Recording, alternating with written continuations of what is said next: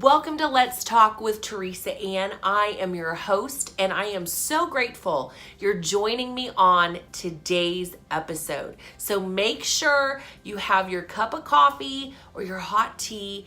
Find a cozy little spot wherever you like to watch Let's Talk, and let's really challenge ourselves in the Lord today, because here is the title of today's episode: The Hardest Easy. Here is what's coming up next. The hardest easy is really what obedience is. Obedience is the hardest thing to do, but in the end, it's the easiest thing. It's funny how disobedience is the opposite. It's the easiest hard, meaning it's easy to disobey, but man, in the end, it is the most difficult thing to get out of. And the same goes with from obedience to disobedience to pride and humility. So often we try to fight pride when really we just have to rest in God with humility. Our focus is so much on the sin nature that we forget the supernatural nature of God and His grace that empowers us to rise above pride by walking in Him with humility. What does humility do? Humility prevents you from future humiliation. Isn't that so good? So the hardest easy equals obedience. And when obedience comes into play, it's going to be challenged with reasoning. The reasonings of, yeah, but you told them that this is what was going to happen, and now you're putting your dream down because of your family? Oh, I don't think so. That doesn't sound like God.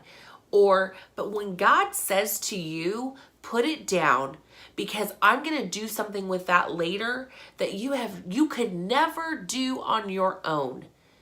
And in this season, I need you to pour into your family, into your children, because the hardest easy is consisting of what seems like sacrifices. And it seems like difficulty. But if we could see in the end the investment, we would see that it's no longer costing us anything.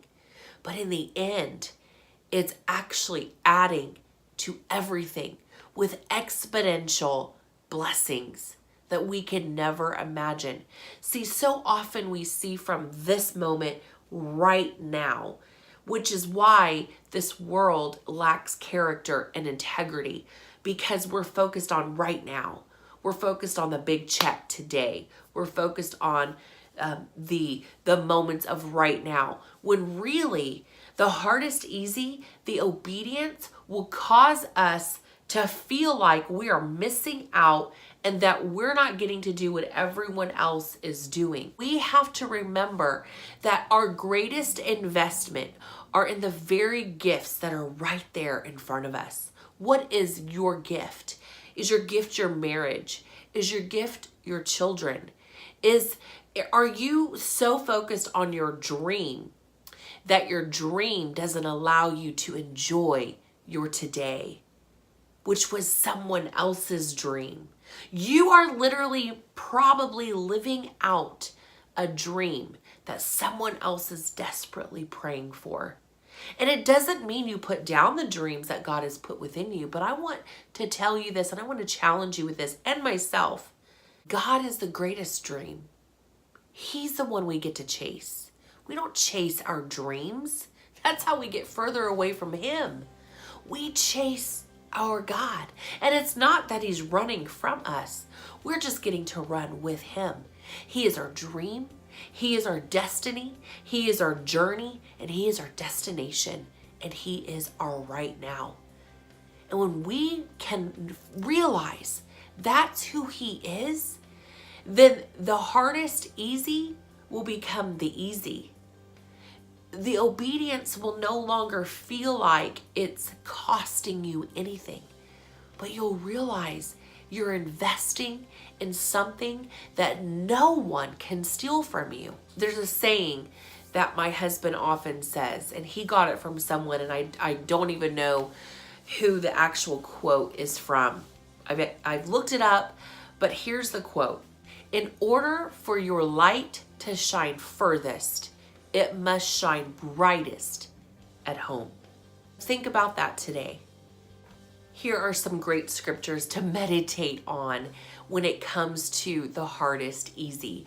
Luke 6:27 through 38, Matthew 5, the whole chapter of Romans 12, Proverbs 25:21 through 22. Let me tell you, at the end of the day, the hardest easy is going to be the best thing in your life because you position yourself with humility versus pride. And remember what humility does. It prevents you from future humiliation. And God can exalt the humble, but the prideful, he cannot. This life in Christ is not about talking about darkness, and it's not about talking about evil.